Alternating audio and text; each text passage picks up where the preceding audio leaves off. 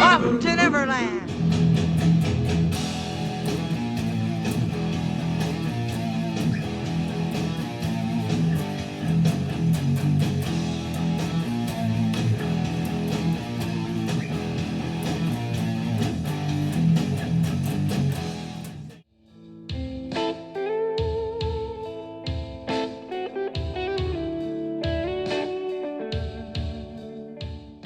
Hi everyone, this is Kurt with Axtreme-Guitar, and for this video we're doing a bit of a kickback for myself.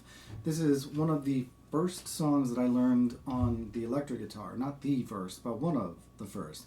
If you liked what you were hearing in the beginning, I was actually using a guitar backing track that I found on YouTube, and I'll share the link in the description. They have removed the guitar so that you fill it in. It's like guitar karaoke. Make sure that you're tuned to standard tuning. This is EAD, GBE, and my E is...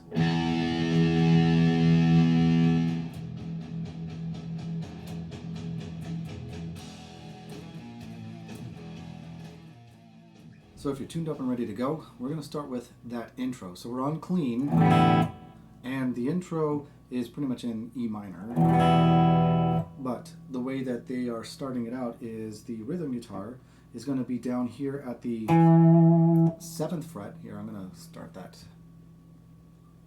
other camera. So ring finger is on the 7th fret of the A string. Pointer finger is on the 5th fret of the D string. And I'm just picking it out. And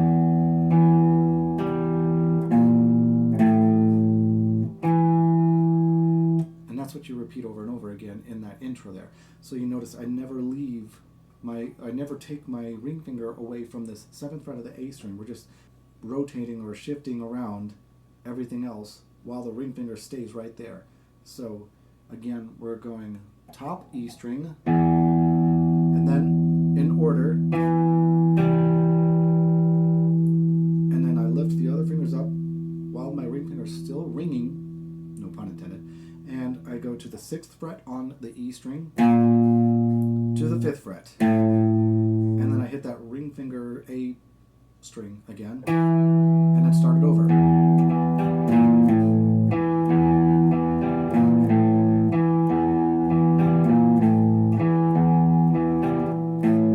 Now that goes on a few times there, more than a few, but you'll hear it. You can follow along in the song to listen to the originals, see how they do it, and then eventually it kicks in to the hard part.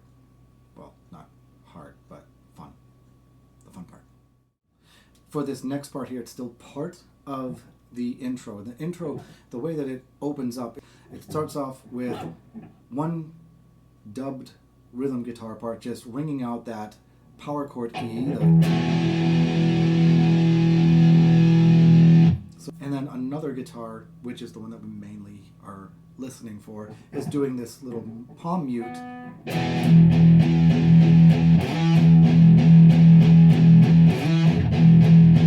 So you're finding a good spot on your saddle of your bridge. You place your palm pretty much right in there, and you find where you like that crunch to sound. If you're not releasing enough note, come back a little bit. If you're new to palm muting, I have created a video in the past that shows you how to find where to get that right palm muting for something like this. So you can always refer to that one there to help you get this down just right. But I'll continue on as if you know what you're doing, and we'll get the feel for this. So we have the...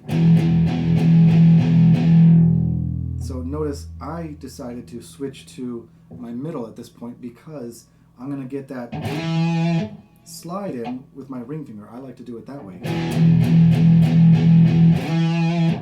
Now, we're sliding down to that 7th fret where we were working on that intro.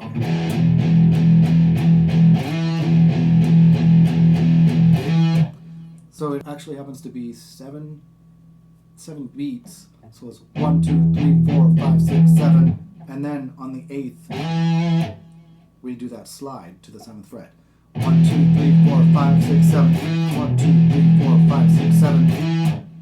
And so You may overshoot if you're not used to sliding to that 7th fret or any note. It's just something that you'll get used to as you do this more often. We have that.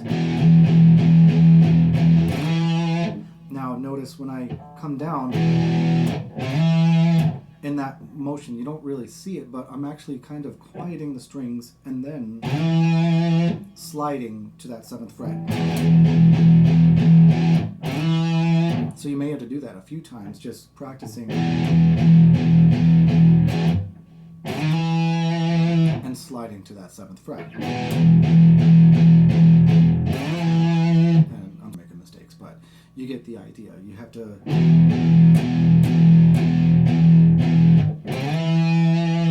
take it slow for a while, get used to it, enjoy it, love it, and then move on. Now, after this point here, they reach another layer, and instead of just, they're going to now add a very brief F power chord.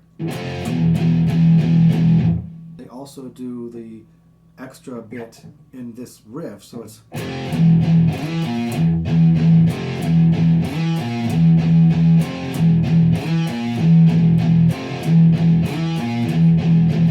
so this is going to be F, and then back to the E, slide. So you're getting closer and closer to the main riff, but a little bit at a time. We're taking baby steps. So this is where you have to keep this palm mute of the E going. So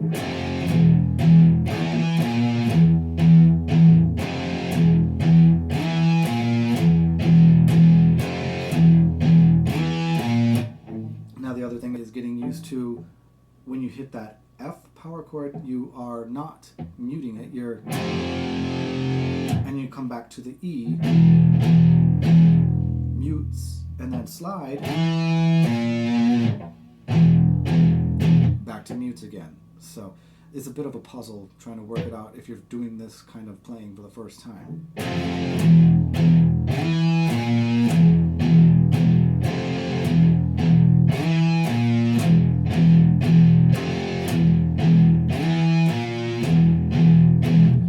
This is the one that they will do over and over again until it builds up, and eventually, instead of just those palm mutes, they go.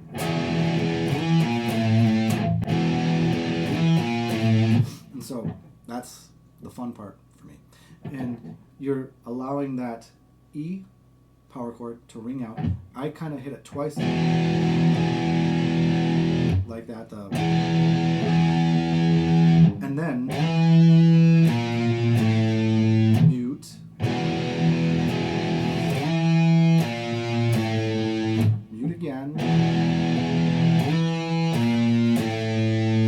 mute.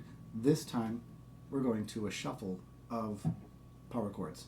It's G, E, F sharp, E, F sharp, G, F sharp, back to the main riff again. You're just taking this shape of these power chords, aside from that E power chord, which doesn't look like them. It's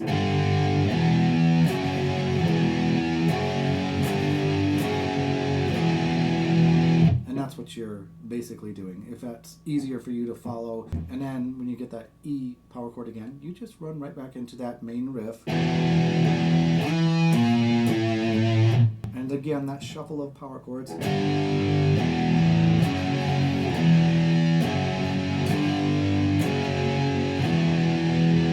Now what they actually do with the palm mute is they let the first and the last power chord ring out. So the first one is like that, and then they go immediately to palm muting. And then you just open E, beginning the riff.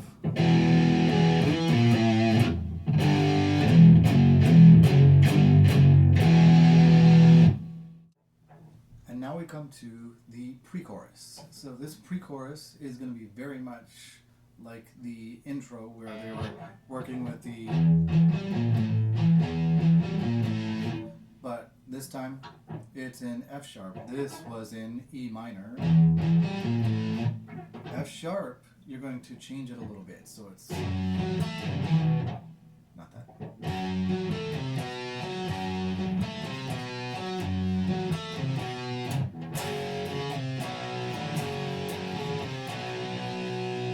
So that's the chorus and pre-chorus. So I started with pre-chorus, and we are working with our pointer finger on the 2nd fret of the E string, and we're going to get the octave. Now the octave is going to be 2 strings down, and on the 4th fret, that is the D string that I'm on.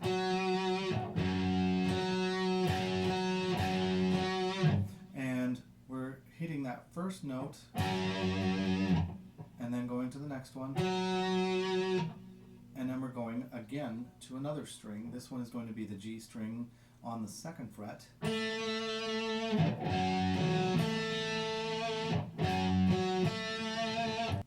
And then we come back with our middle finger to the A string, 3rd fret.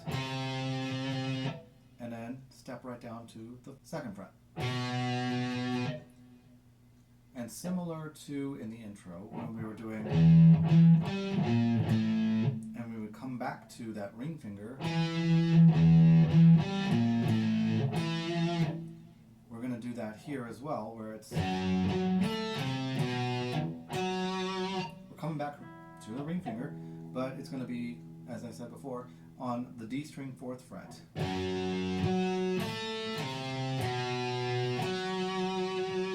And you repeat it over and over again.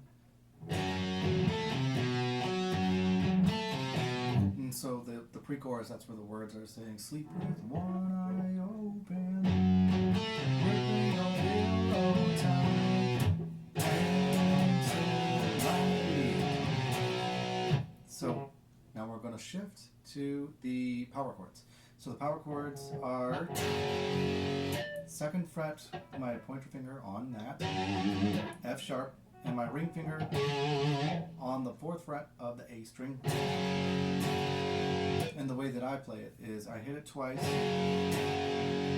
and then I mute all the other strings, and I'm going to step down from the ring finger.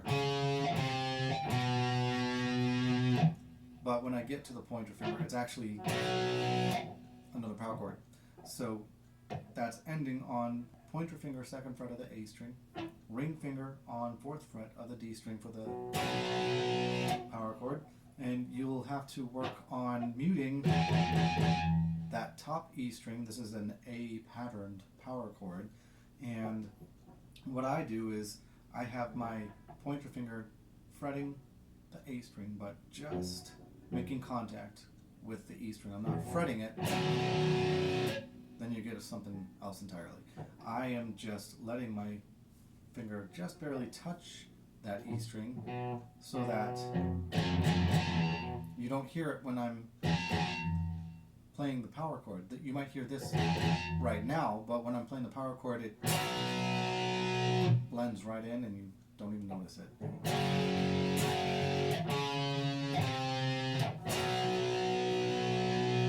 Now notice too, when I'm playing a power chord like this, or any power chords, I am allowing my pointer finger to lay across, but not bar across the strings below it. So they're all muted, but the other two that I'm intending to hit, I've fretted. So it's the same with this one here. It's just a little bit easier because I'm not dealing with a string that's above my finger that's open.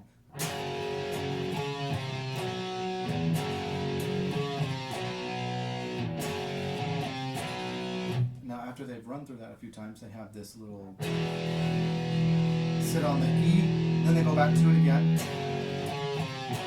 back to the E, and then we do that power chord shuffle.